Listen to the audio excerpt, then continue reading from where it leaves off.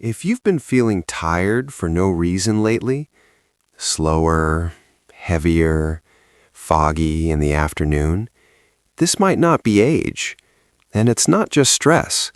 It could be something you're eating every single day. Because while you feel mostly fine on the outside, inside your organs might already be struggling.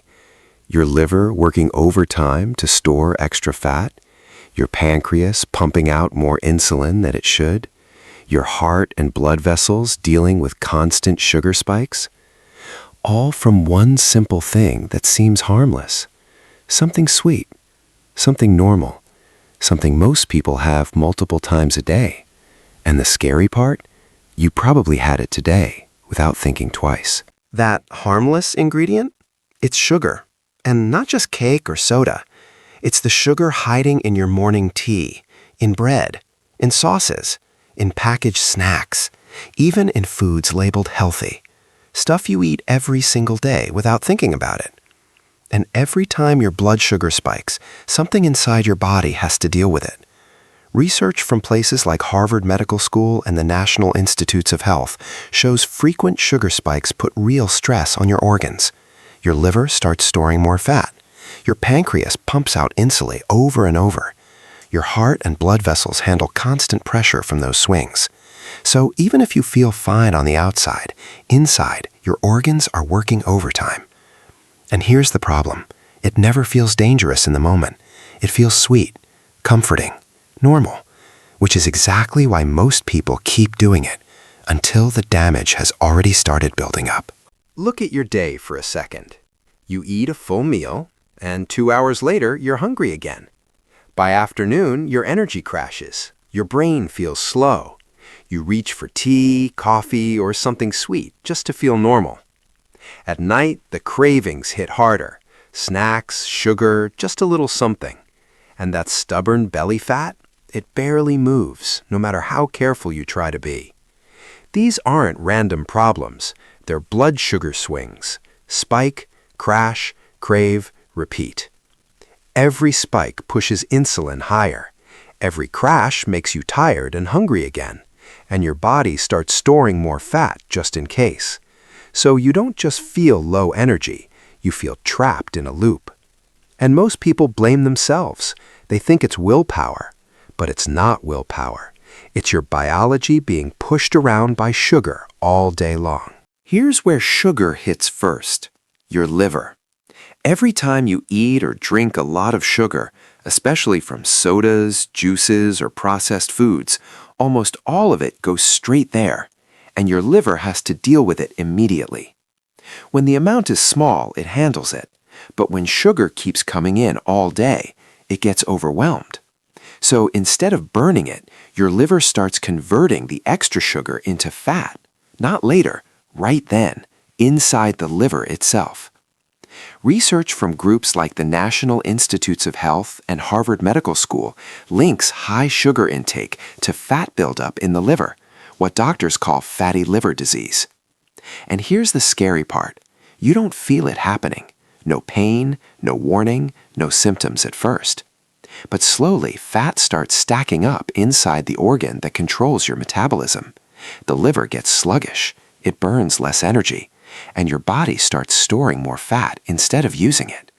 So even if you're not eating that much, your fat-burning system may already be slowing down from the inside. After your liver, the next organ under pressure is your pancreas. And this one controls something critical, your blood sugar. Every time you eat something sweet, your blood sugar spikes fast, so your pancreas has to react fast. It dumps out insulin to pull that sugar back down. Once or twice a day, no problem. But spike after spike after spike, your pancreas never really gets a break. It's constantly working, constantly pumping, constantly trying to keep up. Research from places like Johns Hopkins and the Centers for Disease Control and Prevention shows that over time, these repeated spikes can lead to insulin resistance, where your cells stop responding properly.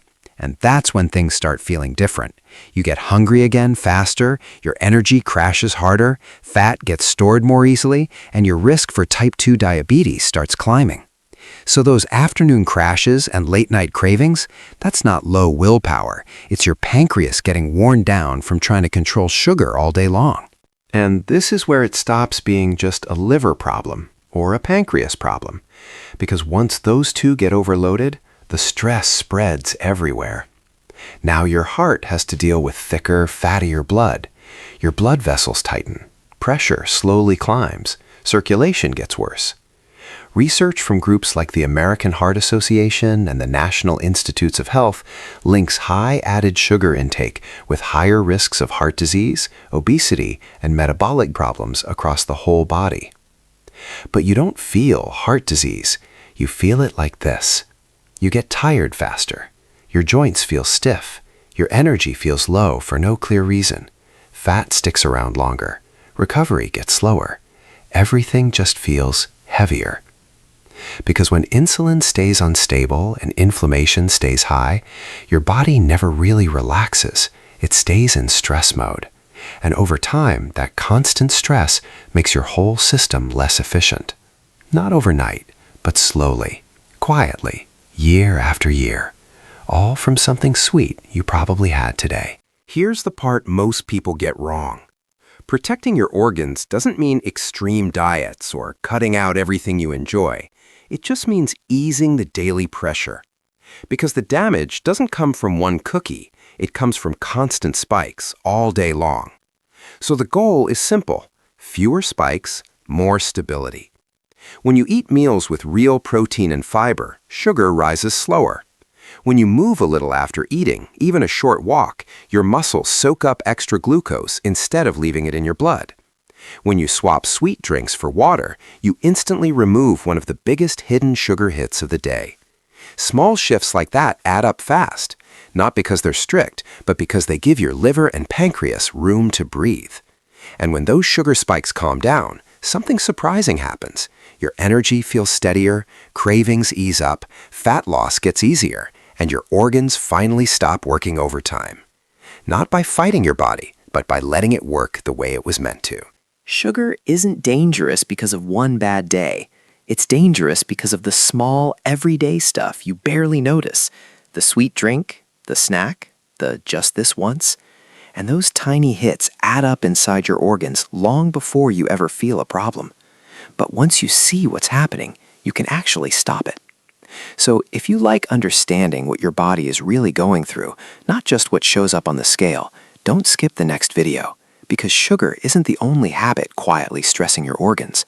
There's another one most adults do for hours every day, at work, on the couch, scrolling their phone, and it can slow your metabolism and strain your heart just as much.